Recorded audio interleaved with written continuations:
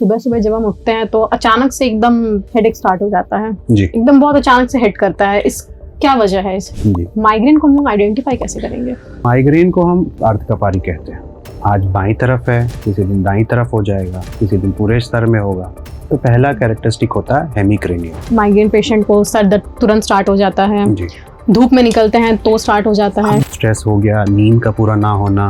Girls जो है, adolescent girls 13-14 साल की उम्र में जब मीनार्की अचीव करती हैं, जब उनके पीरियड्स आना स्टार्ट होते हैं, तो वो जो 2-4 साल का पीरियड होता है, इसी तरह से कुछ ट्रिगर्स हैं जिनमें हमने अभी डिस्कस किया कि लाइट हो गया, एक्सेसिव साउंड हो गया, ज़्यादा मात्रा में अगर कॉफ़ी लिया जाए तो वो कई बार ट्रिगर करता है। अगर हम एम्प्टी स्टमक रहें, नाश्ता करने में लेट हो तो वो ट्रिगर करता है। तो ये सब जो है ये माइग्रेन्स के ट्रिगर्स हैं। जो चाय, कॉफ़ी, सिगरेट, स्मोकिंग ये सब कंटिन्यूस कर रहे हैं और लोगों का कहना है कि हेडेक हो रहा है तो हम ये कर ले रहे हैं तो कंट्रोल हो जा रहा है। ये कैसे रिलेटेड है? स्मोक करने से अमूमन हेडेक प्रेसिपिटेट हो जाता है। आजकल जो कॉर्पोरेट एम्प्लॉइज हैं जी, वीकेंड के टाइम पे हम लोग थोड़ा एक्स्ट्रा सो लेते हैं, उसकी वजह से भी कई बार हेडेक होता है। सोने का समय आपका फिक्स होना चाहिए कि आप 10 से 11 बजे सोने जाते हैं या आप 12 बजे सोने जाते हैं, तो आप 12 से 7 सोएंगे। उसमें मोबाइल को आप साइलेंट करेंगे या स्विच ऑफ कर सकते हैं तो स्विच ऑफ करेंगे। टेंशन हेडेक और एक आई गेस क्लस्टर, ये दोनों क्या है? भारीपन रहता है इसमें, है ना, स्पेशली फ्रंटल रीजन है, मतलब आंख के ऊपर ऐसे मरीज इस रीजन में। साइनस हेडेक क्या है? ब्रेन ट्यूमर में भी हेडेक होता है? बिल्कुल होता है।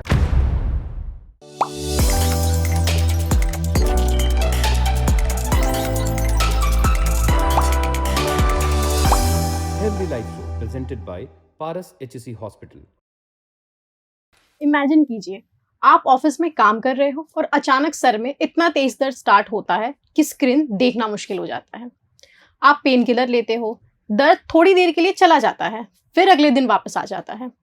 फिर कोई बोलता है माइग्रेन है, कोई कहता है साइनस है, तो कोई बोलता है कि बीपी प्रॉब्लम हो सकता है। और इंटरनेट तो ब्रेन ट्यूमर तक पहुंचा देता है। तो आखिर सच क्या है? हेडेक कितने टाइप्स के होते हैं, कौन सा नॉर्मल होता है और कौन सा डेंजरस सिग्नल बन सकता है? आज हम इस कंफ्यूजन को कंप्लीटली क्लियर करेंगे। तो आज हमारे साथ है मेदांता हॉस्पिटल से neuro physician doctor Om Prakash Kunwar. Hello sir. Sir पहले आप हमारे व्यूअर्स को अपना इंट्रोडक्शन दें। नमस्कार, मेरा नाम डॉक्टर ओम प्रकाश कुंवर हुआ।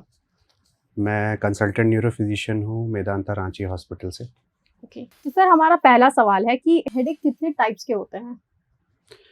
तो देखिए, आपने जो अपने इंट्रोडक्शन में एक सिनारियो बताया, तो ये बहुत ही कॉमन एक आम पब्लिक में काफ़ी प्रचलित ये कंडीशन है।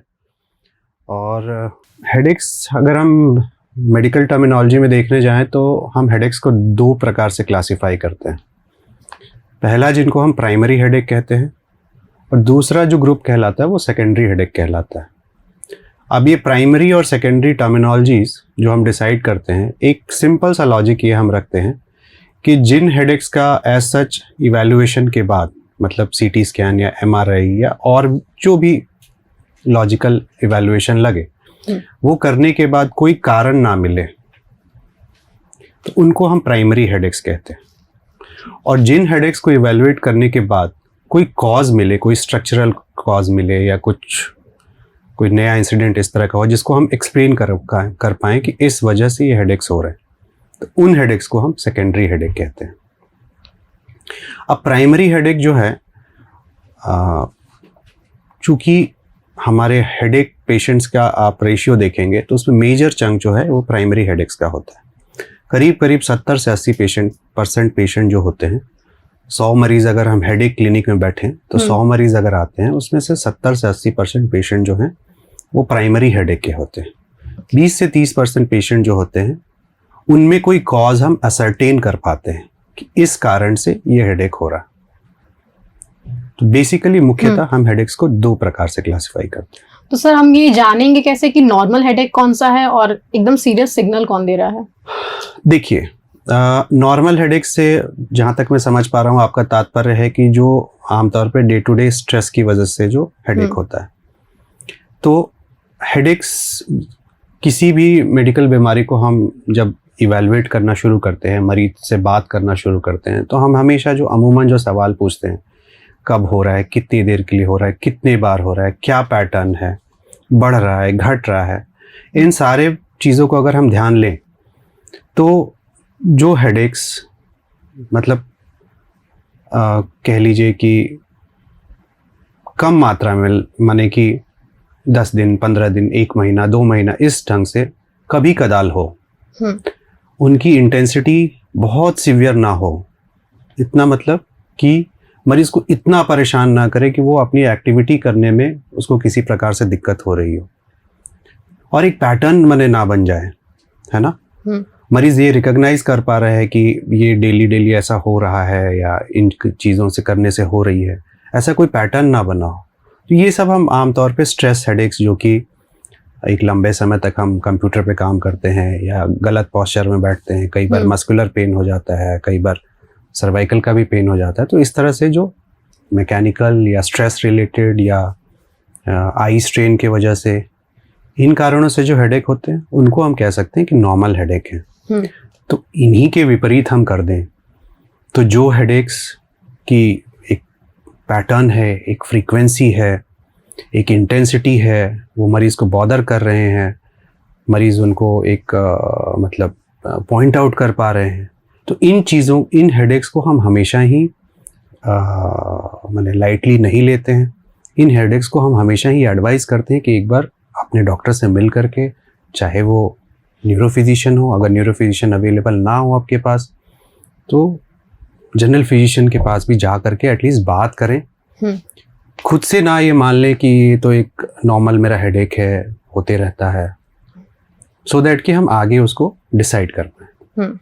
सर, हमने कई बार देखा है कि सुबह सुबह जब हम उठते हैं तो अचानक से एकदम हेडेक स्टार्ट हो जाता है जी, एकदम बहुत अचानक से हिट करता है। इस क्या वजह है इस?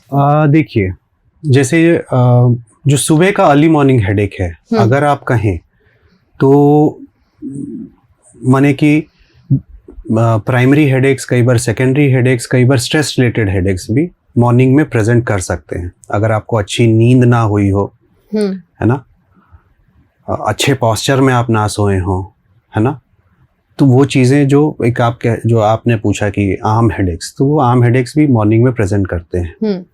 कई बारी की माइग्रेन का भी अपना एक फ्रीक्वेंसी बनी रहती है कि वो अर्ली मॉर्निंग ही प्रेजेंट करते हैं। कई बारी जो कुछ मैंने पहले समझाया सेकेंडरी हेडेक्स, जिनमें कि कोई ब्रेन में कुछ मेजर पैथोलॉजीज़ हैं जिनकी वजह से ब्रेन का प्रेशर बढ़ रहा है, तो वो भी जब हम देखते हैं कि हम सो के उठते हैं तो अक्सर अर्ली मॉर्निंग 3 बजे 4 बजे मरीज़ की नींद खुलती है सीवियर हेडेक के साथ।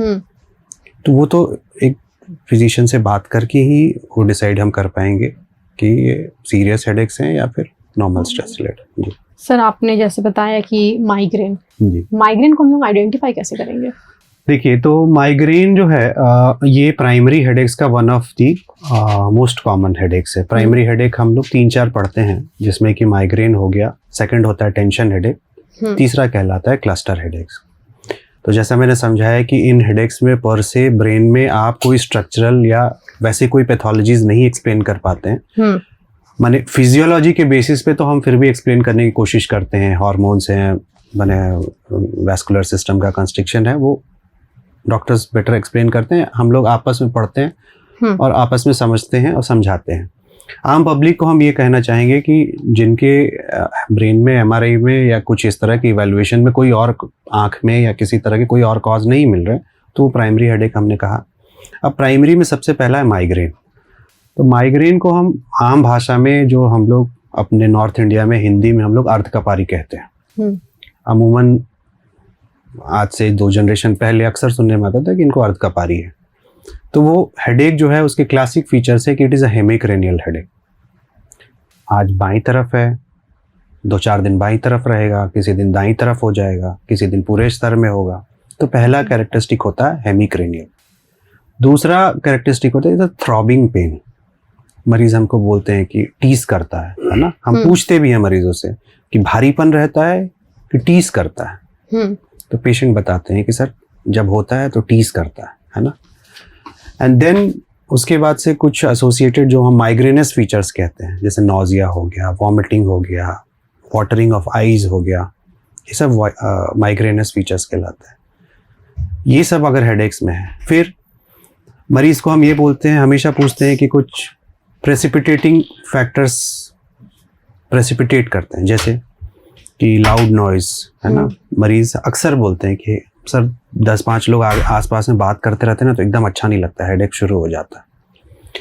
तेज़ रोशनी चल रही होती है या धूप में निकलते हैं तो हेडेक प्रेसिपिटेट हो जाता है। सर ये ऐसा क्यों होता है? हमने अक्सर देखा है कि बहुत ज़्यादा साउंड होने लगता है तो माइग्रेन पेशेंट को सर दर्द तुरंत स्टार्ट हो जाता है, जी।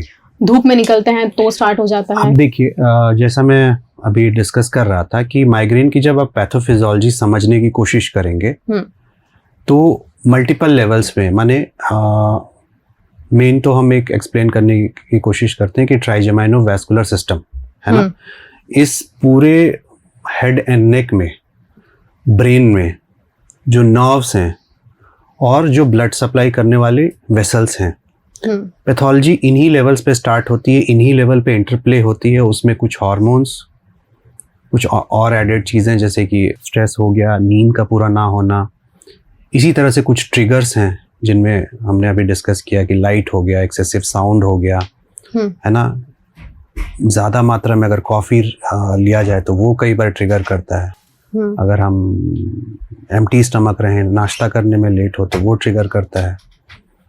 फीमेल्स में हार्मोन्स, जैसे कि अक्सर माइग्रेन देखा जाता है कि जब गर्ल्स जो हैं, एडोलेसेंट गर्ल्स 13-14 साल की उम्र में जब मीनार्की अचीव करती हैं, जब उनके पीरियड्स आना स्टार्ट होते हैं तो वो जो 2-4 साल का पीरियड होता है उस दौरान अमूमन गर्ल्स में ये चीज़, तो ये सब जो है ये माइग्रेन्स के ट्रिगर्स हैं। इनकी पैथोफिजियोलॉजी हम समझने की कोशिश करेंगे तो मल्टीपल लेवल्स पे काम करती है, तो उसमें बहुत डिटेल में जाने की ज़रूरत नहीं है, बट ये है कि ये सब चीज़ें हमें ध्यान रखनी है। सर आपने माइग्रेन के साथ 2 और ऐड किए थे, एक टेंशन हेडेक और एक आई गेस क्लस्टर। हाँ, क्लस्टर। ये दोनों क्या है? अच्छा, अब ये है कि टेंशन हेडेक तो जानना बहुत ज़रूरी है, क्योंकि हम डेटा वाइज भी देखें तो जैसे मैंने कहा कि प्राइमरी हेडेक 70-80% है, उसमें से माइग्रेनस या माइग्रेन जो है वो 60-70% है।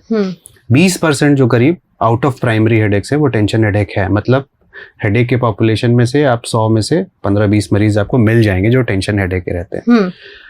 टेंशन हेडेक कुछ मामलों में आप डिफरेंशिएट कर सकते हो। एक तो जो मैंने कहा था, भारीपन रहता है इसमें, है ना, स्पेशली फ्रंटल रीजन में, मतलब आंख के ऊपर ऐसा मरीज इस रीजन में।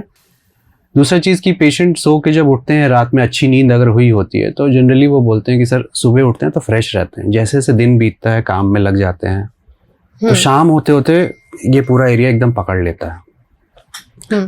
तो frontal heaviness more in the evenings, और मतलब related to stress, some amount of stress, और एक क्रॉनिक पैटर्न उसका भी बना रहता है ऑलमोस्ट डेली।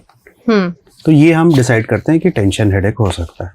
क्लस्टर हेडेक जो है वो क्लस्टर्स में होते हैं। जिन मरीजों को हो रहे होंगे उनको 15-20 पर डे हेडेक के एपिसोड्स आएंगे, 10 मिनट 15 मिनट के, वो भी हेमिक्रेनियल ही होगा, मोर इन द फ्रंटल रीजन।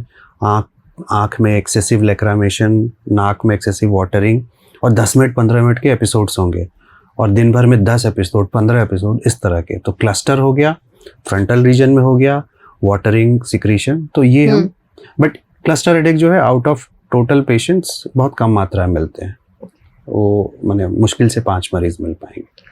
और इन तीनों में सबसे डेंजरस अगर हम डिफरेंशिएट करना चाहें तो? देखिए डेंजरस, चूंकि ये प्राइमरी हेडेक्स हैं तो पर से ब्रेन में ऐसा कोई ऐसी स्ट्रक्चरल पैथोलॉजी तो नहीं चल रही जिससे मरीज की जान चली जाए या वो जानलेवा हो जाए, बट ये है कि ये इतने हाई सीवियरिटी में होते हैं। पर से जो हेडेक की इंटेंसिटी होती है, उनका ड्यूरेशन होता है, वो मरीज को डेबिलिटेटिंग होता है, पेशेंट उस दौरान कुछ काम नहीं कर पाता, तो उस ढंग से तो डेंजरस अभी है। हाँ। तो कंट्रोल तो सब पे ही करना है। किसी मरीज को हम ये नहीं कह सकते कि आपको टेंशन हेडेक है, कोई घबराने की बात नहीं है, वो काम ही नहीं कर पाएगा। आप ही इमेजिन करो कि अगर आपको डे टू डे बेसिस पे महीने में अगर 15-20 दिन हेडेक हो, दोपहर बीतते बीतते आपका सर इतना भारी हो जाए कि आप किसी से बात ही ना कर पाओ, तो वो आपके लिए डेंजरस है। ओके। और सर हम देखते हैं कि लोग अक्सर कहते हैं कि माइग्रेन के लिए हमने देखा है लोग कभी कभी पेन किलर ले लेते हैं, और ज़्यादातर लोग ये पैरासीटामोल वगैरह ले लेते हैं। तो ये रेगुलर बेसिस पे लेना ठीक है? देखिए माइग्रेन जो हम इलाज करते हैं तो नो डाउट उसमें पेन किलर्स तो हम देते हैं मरीजों को। कुछ दवाइयाँ जो हैं हम कंटिन्यू चलाते हैं, मतलब डेली मरीजों को almost 3 months to 6 month to 9 month हम डेली बेसिस पे देते हैं। वो दवाइयाँ एज सच पेन किलर नहीं होती, बट हम उन मरीजों को एक पेन किलर SOS बेसिस पे दे के रखते हैं कि आप इन दवाइयों को खाते हुए भी किसी दिन दर्द हो तो आप ये दर्द की दवा ले लें। अब प्रॉब्लम क्या होती है कि जो मरीज़ वेल ट्रीटेड नहीं होते हैं या जिनकी माइग्रेन मतलब अच्छी कंट्रोल में नहीं होती, तो वो पेन किलर्स को अमूमन लेते ही रहते हैं। अब माइग्रेन में एक कंडीशन कहलाती है कि माने पेन किलर इंड्यूस्ड हेडेक्स, है ना। जब आप लंबे समय तक क्रॉनिक ओवर यूज़ कह लीजिए या मिस यूज़ कह लीजिए पेन किलर्स का करते हैं, आप लगातार कई दिनों से खाए जा रहे हैं, 1 pain killer 2 pain killer almost daily basis पे, तो फिर ये देखा जाता है कि वो माइग्रेन जो है वो फिर बहुत मुश्किल हो जाता है उनको दवाइयों से कंट्रोल करना। उनके लिए और डिफरेंट दवाइयाँ जो नई आई हैं उन पे हमको जाना पड़ता है।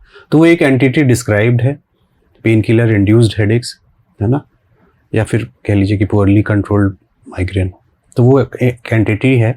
लेकिन अगर 10 दिन पे 5 दिन पे 1 हफ्ते में एक बार आपने पेन किलर ले लिया तो ऐसा उसमें कोई बहुत सोचने वाली बात नहीं है, घबराने वाली बात नहीं है। वो एक नॉर्मल फिनोमिना है। आप जब किसी डॉक्टर के अंडर में रह करके माइग्रेन का इलाज करा रहे होंगे तब भी आपको शुरुआत के 1-2 महीने आपको बीच बीच में कभी दर्द की दवा लेने की ज़रूरत पड़ सकती है, जो कि नॉर्मल फिनोमिना है और ले भी लेना चाहिए। हम अपने मरीजों को एडवाइस भी करते हैं कि आप एक दवा जो मैंने लिखी है ये तो रेगुलर बेसिस पे लेंगे, इसको लेते हुए किसी दिन अगर दर्द शुरू हुआ तो आप इमीडिएटली एक पेन किलर ले लेंगे। उसको वेट नहीं करेंगे दर्द को बढ़ाने के लिए। एक विशियस साइकिल है, दर्द का विशियस साइकिल है। दर्द शुरू होता है, उसको हम कंट्रोल नहीं करते हैं, वो और बढ़ता है। हाँ। तो हमको उस विशियस साइकिल को रोकना है, उसको काटना है। तो पेन किलर्स की अगर ज़रूरत है तो 1 आधा गोली हम लेंगे। ओके सर, हमने देखा है कि जैसे आजकल जो कॉर्पोरेट एम्प्लॉयज़ हैं जी, वीकेंड के टाइम पे हम लोग थोड़ा एक्स्ट्रा सो लेते हैं, उसकी वजह से भी कई बार हेडेक होता है। इसका क्या रीज़न है? बिल्कुल, मतलब अगर आपकी स्लीप साइकिल रेगुलर नहीं है, है ना, कम सोए हैं आप, है ना। माइग्रेन के मरीजों को तो हम अक्सर बोलते हैं कि आप 6 से 7 घंटे की एक रेगुलर मतलब सोने का समय आपका फिक्स होना चाहिए कि आप 10 से 11 बजे सोने जाते हैं या आप 12 बजे सोने जाते हैं तो आप 12 से 7 सोएंगे। उसमें मोबाइल को आप साइलेंट करेंगे या स्विच ऑफ कर सकते हैं तो स्विच ऑफ करेंगे और 6 से 7 घंटे की आप नींद लेंगे। उसी तरह से अगर आप एक्सेसिव भी सोते हैं तो वो भी हेडेक का कारण बनता है। तो उस चीज़ का भी ध्यान रखना है कि हम 6-7 घंटे मैक्सिमम 8 घंटे, इससे ज़्यादा हम ना सोएं। ओके सर, भूखे रहने से भी हेडेक बढ़ता है? भूखे रहने से भी होता है। जैसे मैं पहले भी डिस्कस कर रहा था, माइग्रेन ट्रिगर्स में एक one of the most important cause है एटलीस्ट मॉर्निंग का ब्रेकफास्ट स्किप करना या टाइम पे ना करना। जिनको माइग्रेन है वो अक्सर इस चीज़ को बताते हैं या हम पूछते हैं तो हिस्ट्री में वो बताते हैं कि सर अगर हम नाश्ता करने में लेट हो जाए तो हमको सर दर्द शुरू हो जाता है। तो उन मरीज़ों को हम स्पेसिफिकली एडवाइस करते हैं कि आप अपना सोने का समय, अपना नाश्ता करने के समय ये ज़रूर रेगुलर रखेंगे आप। सर, हमने अक्सर देखा है कि जो स्पेक्स जब चश्मे के पावर बढ़ते हैं उस टाइम पे भी मतलब हेडेक होता है। हेडेक होता है। अच्छा, अब ये चीज़ जो है ना, ये जब हम मरीज से इनिशियली पेशेंट मान लीजिए पहली बार हमारे पास आते हैं और हम फर्स्ट कॉन्वर्सेशन उनसे हेडेक की कर रहे होते हैं, जब हम ये जाने एज ए न्यूरो फिजिशियन हम ये जानने की कोशिश कर रहे होते हैं कि ये कौन सा हेडेक है, क्या इसके कोई कारण हो सकते हैं, क्या ये प्राइमरी हेडेक है, प्राइमरी हेडेक है तो उसमें क्या हो सकता है। तो हम अमूमन ये चीज़ रूल आउट करने की कोशिश करते हैं कि क्या ये रिफ्रैक्टरी एरर की वजह से लेंस का पावर मतलब घटने बढ़ने की वजह से अगर आँखों में स्ट्रेन हो रहा है तो उसकी वजह से तो हेडेक नहीं है। तो ये चीज़ें मतलब रूल आउट होनी चाहिए।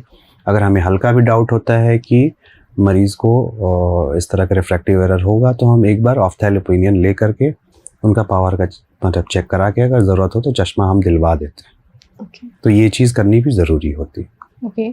और ये साइनस हेडेक क्या है? साइनस हेडेक भी उसी तरह से है, चूँकि साइनसेस जो हैं हमारे नाक के आसपास की हॉलो कैविटीज़ होती हैं जो बोन के अंदर ही खाली स्पेसेस होता है।